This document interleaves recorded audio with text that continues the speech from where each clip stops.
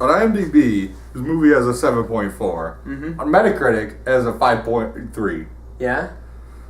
I thought it was a 53. Well, if you put it on the same scale, it'd be a 5.3. Okay. Alright.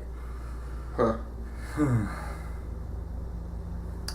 But, welcome To another episode. We got the nerd, And the geek. Spencer, Seth. nerd, Geek. Spencer. Seth. Welcome. It's rude of you not to introduce yourself.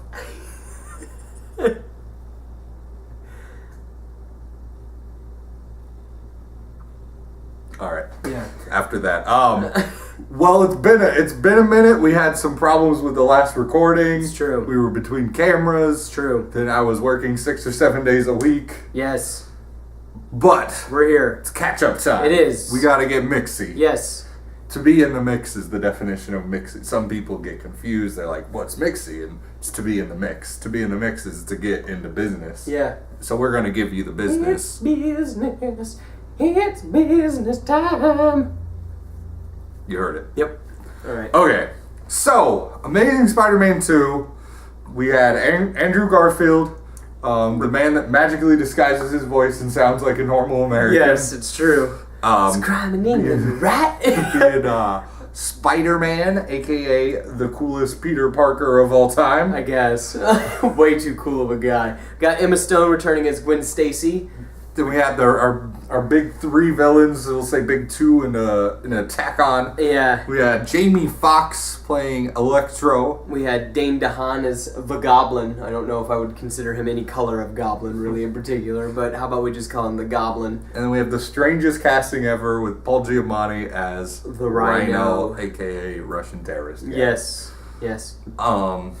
We had Sally Mae coming back as Sally Fields as Aunt May. Aunt May. It's okay. She's become the character now. Yes. One and the same. So, at the movie theater, we got out of the movie and we do what we always do. We stand around outside the theater and talk about it. Directly outside of the theater, Seth Fisher labeled this movie with a 7.5 out of 10. Yeah. So tell us why you think this movie is a solid 7.5. I think I was on some sort of high after the movie got out because I will say that the movie had a pretty spectacular third act. Really a good last 10 minutes to the movie. But I no longer think that. I think the movie is probably a 4.5 at best out of 10. So the movie starts out with Peter Parker and Gwen. They're doing their thing. They're graduating and stuff. And then Gwen gets offered a scholarship at Oxford. And so they're struggling with the whole, is she going to go? Can he stay with her? He did promise her dad that he wasn't going to be with her. But, that's not Peter's decision or her father's decision. Then at the same time, you got Electro, who was created by Oscorp, and then you've got Dane DeHaan's Harry Osborn, who is dying apparently because of something his father gave him, some sort of genetic disorder that makes you look more like the lizard than in the guy in the last movie. And so then then there's that mixing bowl that we brought up earlier that just kind of mix all those problems together and then throw them together. And I did not care for the movie very much. Saw a decent third act. I think the movie really suffered, though, from pacing problems and in screenwriting, really, because I just feel like some of the lines were just really cheesy, and I was thinking that, man, even if I was forced to say these lines, I don't know if I could make them sound cool. So you're saying you're a better actor than the Amazing Spider-Man 2 cast? No. As a conglomeration of acting talent? You got the chops. No, but because of Emma Stone and Garfield's chemistry, that I feel like really kind of held the movie together. So, I guess when we talked the first time, we were talking about how important the Harry-Peter relationship was, and after the movie you said you liked how they handled it. How do you feel about it after? Oh, I thought that I was going to say, I just would have done the movie completely differently. I would have had Harry... The whole movie? I would have built up their relationship in this movie and then had him be the villain in the next movie. But I remember thinking, wow, that went way better than what I thought it would. The very first encounter between them. Other than that, they didn't get a whole lot more love to the two of them reforming a friendship. It was supposed to be like they were friends, and then Harry ran off. Harry went to boarding school.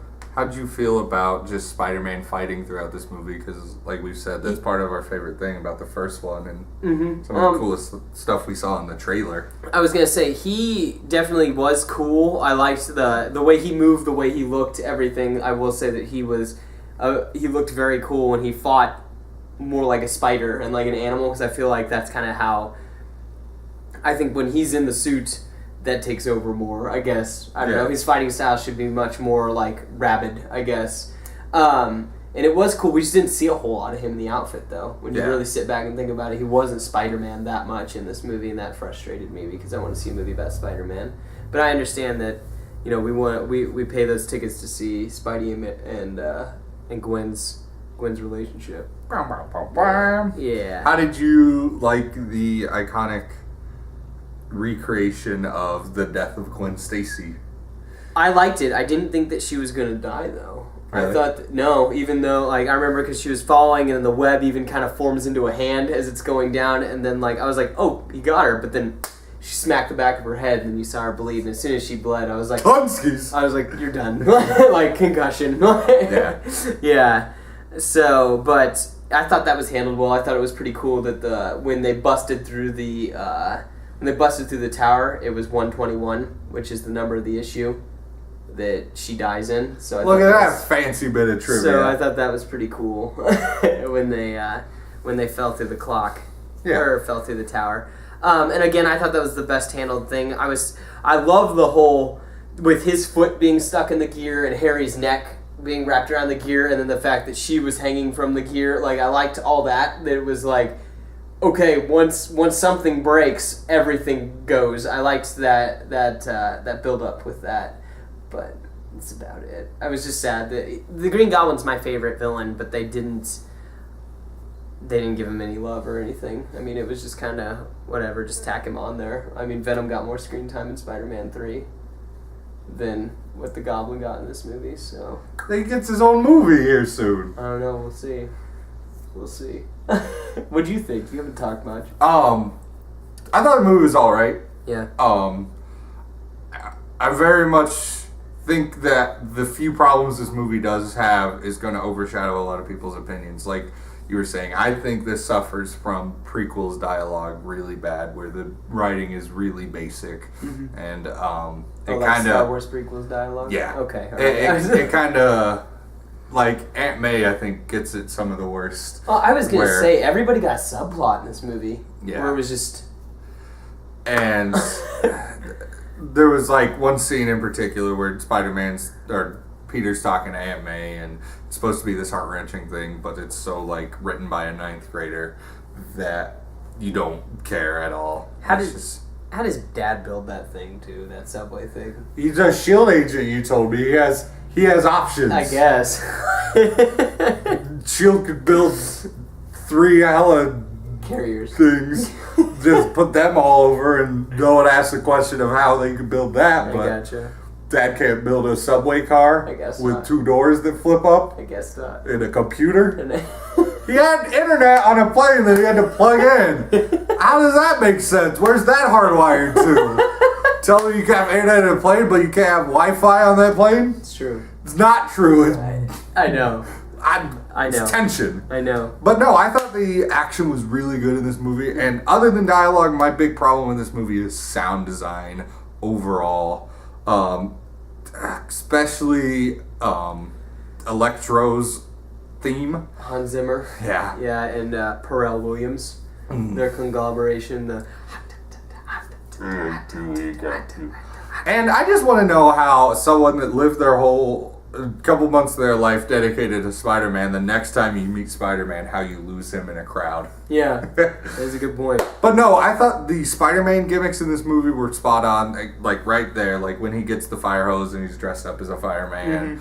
And I really like his Spider-Man, and other than when Seth pointed out that he's the coolest Peter Parker ever, I usually like his Peter Parker. It's so dumb. But he's in, like, designer clothes the whole time. So smooth, like dipping Gwen at graduation. Yeah. It's just like he wouldn't, like, Electro was more nerdy. And I don't know, with him, I just didn't think he really brought anything special to the role. I was confused the whole time about, like, wait, he can atomize his clothing with him? Like, I was, what? I was very confused with that. Yeah, because that's just supposed to contain him. Spoon feed me. Yes, that's true. His suit contains him, and I don't know. Spoon feed me things. How hard would it have been to say? Is like, oh, you create a special magnetic field similar to Magneto, even though we can't bring him up, but similar to Magneto. That is what your powers are. I thought like the fight with both his fights were some of the most fun parts of the movie. Really visually entertaining. I thought it was cool that he'd throw himself. Like he would throw the lightning and then travel through the lightning that he threw. It's pretty sweet. That was a creative Some of the idea. coolest visual effects. I want to see it in 3D just for that scene, but I won't go back and watch it again. Yeah, I was gonna say I feel like if you go back and watch our first review, we were very lenient on the first one. Because it was for the Amazing Spider-Man 1. Because it was. I still really like that movie. Well, either way, I'm just saying that like gloves are off. Stupid. Yeah. Dumb. I think it's a solid and I'm even a movie. really big Spidey fan, but I don't care. Yeah. I don't know. I think it's a solid movie. It has, like I said, sound problems, dialogue problems. Those are the big problems for me. Other than that, I think it's a really good movie with really good action. But I think people are gonna deuce all over it. Yeah, I was gonna say sorry. I kind of crapped all over it. I laughed a lot during it. Some of the things that he would say. Like I like the whole like I'm washing our flag, our American flag. Like thought that was pretty funny. Yeah. But all in all, what do you give it? I give it a 4.5 out of 10. I give it 3 rings out of 5. 3 rings out of 5. There we go. Is that a Sonic reference? That's a Green Lantern reference. Oh, there we go. Okay, that's cool. Well, anyway. I don't know what it means, but I just mouth farted it at you. Stay in my stench for a little while.